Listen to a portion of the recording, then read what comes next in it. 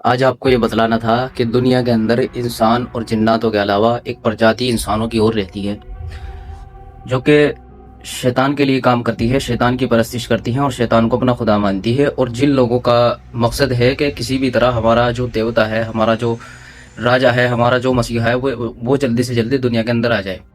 उसने पूरी दुनिया के अंदर जो भारी भरकम लोग हैं, जो पॉलिटिक्स में बैठे लोग हैं, जो पावर में बैठे लोग हैं, जो माइंड सेट वाले लोग हैं, जो ऊंचे लेवल के लोग हैं, उनको कब्जे में किया हुआ है। और वो पूरी एआई टेक्नोलॉजी और सारी आर्टिफिशियल एजेंसी और जितना भी टेक्नोलॉजी का जितना भी काम हो रहा है, कहीं ना कहीं उनकी या तो इन्वेस्टमेंट होती है या उनके आविष्कार होते हैं या वो कंपनी खुद उनकी होती है। यानी कि टेक्नोलॉजी का जितना भी काम चल रहा है, कहीं ना कहीं वो उसमें मुलविस है, कहीं ना कहीं उसमें शामिल है और वो दुनिया के सामने आते भी हैं। ऐसे बहुत सारे केस दुनिया के सामने आए भी हैं और कैमरे ने रिकॉर्ड भी किए हैं, लेकिन बहुत सारी वीडियो इंटरनेट ने डिलीट कर दी, बहुत सारी वीडियो हमें दिखाई नहीं देती।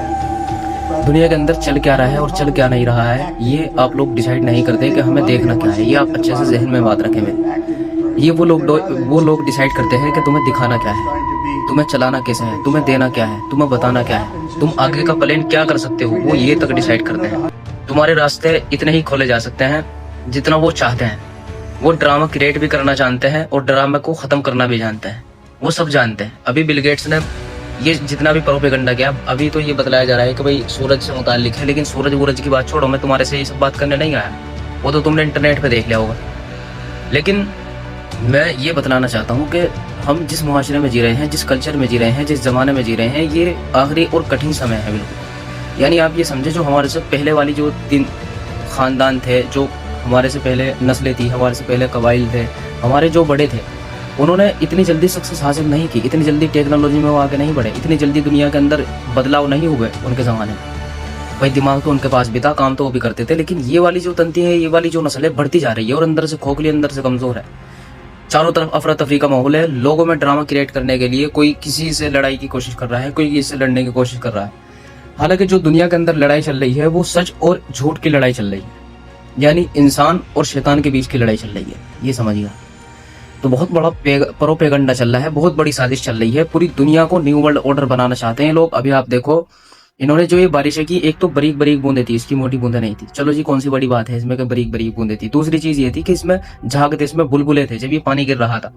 तीसरी चीज आपने नोटिस की होगी कि जहां जहां भी बारिश पड़ रही है या बारिश पड़ी होगी, या आपने देखा होगा, अगर आप आज ये वीडियो देख रहे हैं और आपके यहाँ मार्च की जो बारिश है वो पड़ी है, तो आपने ये चीज नोटिस की होगी, या तो आपके गले में खराश होगी या दुखन होगा, गले में नहीं तो किडनी में या फेफड़ों में आपके दुखन होगी, और एक अजीब सा मन होगा, अजीब सी परेशानी होगी, मन सुकून में नहीं आ रहा होगा। आप सोच रहे होंगे कि जहन में परेशानी है क्या, टेंशन है क्या, लेकिन सोचते सोचते फिर जहन में दबाव सा आ जाता होगा। तो ये कैफियत बनाना, और सबसे बड़ा इनका जो असर है ना अभी इस प्रोजेक्ट को लेकर के, वो ये है कि किसान जो है वो किसी भी तरह हाथ में आ जाए, वो कब्जे में आ जाए। क्योंकि किसी भी देश के अंदर एक तो गोल्ड हमारे लिए वो चीज है जैसे सोना चांदी है, तो गोल्ड हमारे लिए एक वो है। लेकिन अगर आप दूसरे एतबार से गोल्ड देखें कि किसी मुल्क का गोल्ड अगर कोई है सोने के अलावा, तो वो किसान या आपको वहां की आर्मी मिलेगी। यानी कि वहां की आर्मी और वहां का किसान वो सबसे महत्वपूर्ण चीज होती है किसी देश को बनाने के लिए और किसी देश को खराब करने के लिए। तो अब ये जो निशाना दाबा जा रहा है ना, ये किसान भाइयों के ऊपर दाबा जा रहा है। फसलें आने वाले टाइम में देखना 6 से 7 महीने बाद कितनी नुकसान होगा और कितने लोगों को इस प्रदूषण से और इस महामारी से और इस बारिश से कितना नुकसान होगा, किस किस की जमीनें खराब होंगी, ये आप देख लेना। और ये कानून तो यहाँ तक ला रहे हैं कि पानी भी अपनी इजाजत से देंगे ये लोग। भाई तुम कोरिया लाते हो या कुछ सामान लाते हो, या आने वाले टाइम में तुम्हें एक भैंस भी रखनी पड़ेगी ना, तो अगर तुम्हारा एक बच्चा होगा तब तुम्हें एक भैंस रखने की इजाजत होगी, 2 भैंस रखने की भी इजाजत नहीं होगी तुम्हें, ये जहन में रख लेना। तुम जिस कल्चर में चल रहे हो ना, जिस मुआशरे में चल रहे हो, वहाँ तुम्हें दुश्मन कुछ और दिखाया जा रहा है। वहाँ तुम्हें दिखाया जा रहा है हिंदू मुस्लिम की बाहर लड़ाई हो रही है, ये वाली लड़ाई हो रही है। तुम्हारे जो पॉलिटिक्स में बैठे लोग हैं, तुम्हारे जो नेता लोग हैं, वो इस तरीके से कर रहे हैं और तुम कुछ नहीं कर पा रहे हो। तो तुम्हें सही चीज दिखाई जा रही है, लेकिन छोटी चीज दिखाई जा रही है। बहुत सी सही चीज भी है, बहुत सी गलत चीज भी है। तुम्हारा जहन जो है वो भटकाया जा रहा है। लेकिन जो असल दुश्मन है, जो तुम्हारा भी है, तुम्हारी नस्लों का भी है, तुम्हारी जमीन का भी है, तुम्हारे मुल्क का भी है, तुम्हारे पूरी इंसानियत का है, हर चीज का दुश्मन है, उसको कभी नहीं दिखाया जाएगा तुम्हें। तो उसको तुम्हें खुद देखना पड़ेगा, उसके लिए तुम्हें खुद निकलना पड़ेगा अपने घरों से और मजबूत होना पड़ेगा तुम्हें, समझ रहे। चूंकि तुम भी उन लोगों में शामिल हो जाओगे, तुम भी जालिमों में शामिल हो जाओगे अगर तुम चुप रहोगे, अगर तुम कुछ नहीं बोलोगे। इस फितने के खिलाफ आप आवाज उठाएं और इसके लिए लड़ने की कोशिश करें। और मर मिटने की कोशिश करें इस काम के लिए। ये अपने अंदर हौसला लाए कि हमें न्यू वर्ल्ड ऑर्डर नहीं बनने देना है, हमें दज्जाली सिस्टम नहीं बनने देना है, हमें संविधान की हिफाजत करनी है, हम अपने मुल्क में, हिंदुस्तान में, हमारे भारत में हमें प्यार मोहब्बत से, अमन सुकून से, शांति से रहना है। ये जो हमें लड़वा रहे हैं, हमें प्यार मोहब्बत से रहना है, हमें लड़ना नहीं है। हमें अपने असल दुश्मन से लड़ना है, जो हमारे हिंदू भाइयों का भी दुश्मन है, ईसाइयों का भी दुश्मन है, सारे भाइयों का दुश्मन है।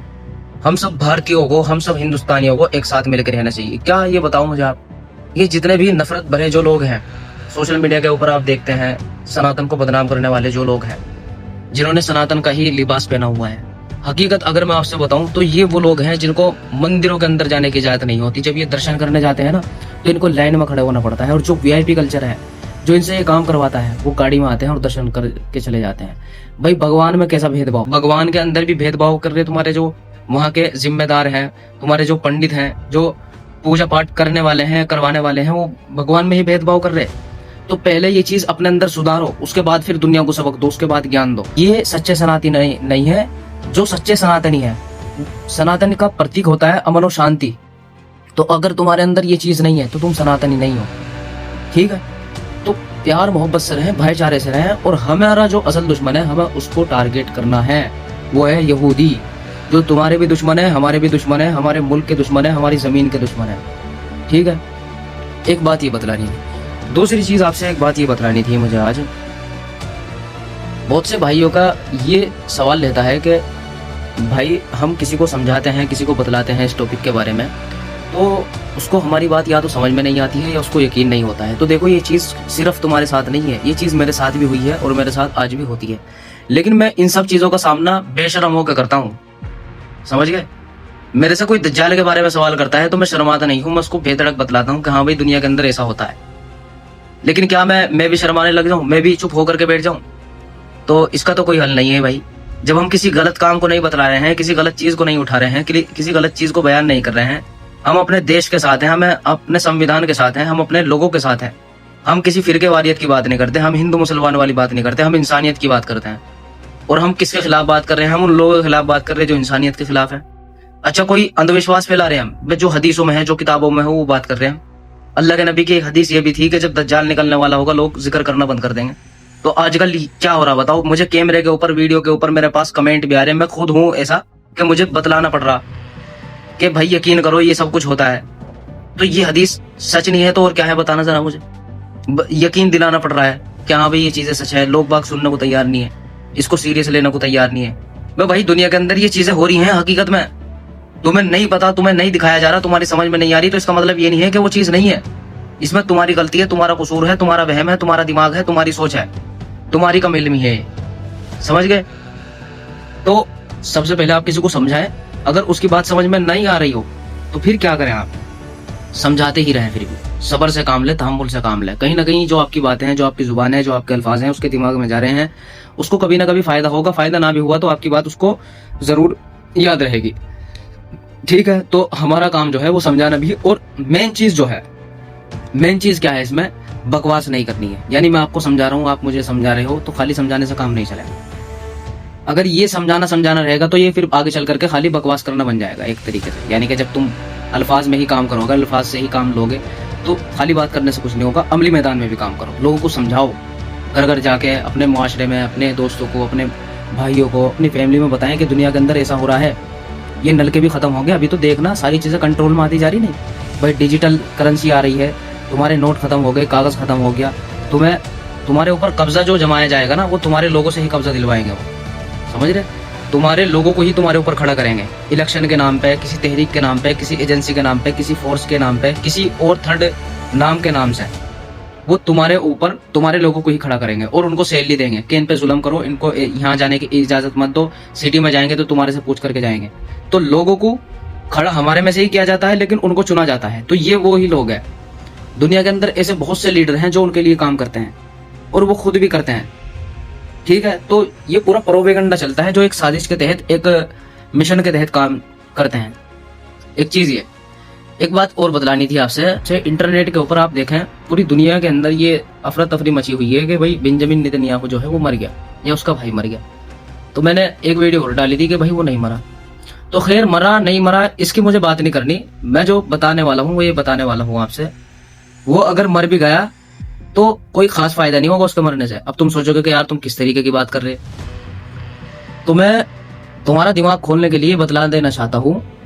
जब कोई काम मिशन के तहत, प्लान के तहत, कागजों के तहत, डॉक्यूमेंट्स के तहत, तारीख के तहत, हिस्ट्री के तहत, बदले के तहत किया जाता है, तो बाद में वो इंसान मर भी जाए, खत्म भी हो जाए, या गुमशुदा भी हो जाए, या उसको जमीन निकल भी ले, तो कोई फायदा नहीं होता। फायदा इसलिए नहीं होता क्योंकि वो प्लान, वो तहत, वो जो पूरा प्रोपेगेंडा था वो उन्होंने बिठाया हुआ होता है कि इसके बाद ये काम करेगा, इसके बाद ये काम करेगा, इसके बाद ये काम करेगा। क्या तुम समझ रहे कि बेंजामिन नेतन्याहू खड़ा होकर इस तरीके से काम कर रहा, जो उससे पहला प्रेसिडेंट था वो नहीं काम कर रहा था? ये समझते हो तुम? नहीं, ऐसा नहीं है। यहूदी बहुत खतरनाक कौम है और साजिश भरी कौम है। ये शुरू से लेकर के आखिर तक की सोच रखते हैं और पूरा प्लान बना के रखे हुए हैं, हमें थर्ड टेम्पल बनाना है। इनका कौन लीडर कब कहां मर जाए, सारे उसके नायब बनाए हुए हैं। जिस तरीके से दुनिया के नायब बनते हैं, दुनिया के प्रेसिडेंटों के नायब बनते हैं, इसी तरीके से इन लोगों के भी नायब बनते हैं। हाँ, मेरा जो अपना गुमान है, मेरा जो अपनी राय है, मेरी जो अपना मशवरा है वो ये है कि अगर ये मर गया तो मैं समझता हूं कि दुनिया के अंदर और जल्दी फिर इन लोगों का काम फैलेगा। समझ गया?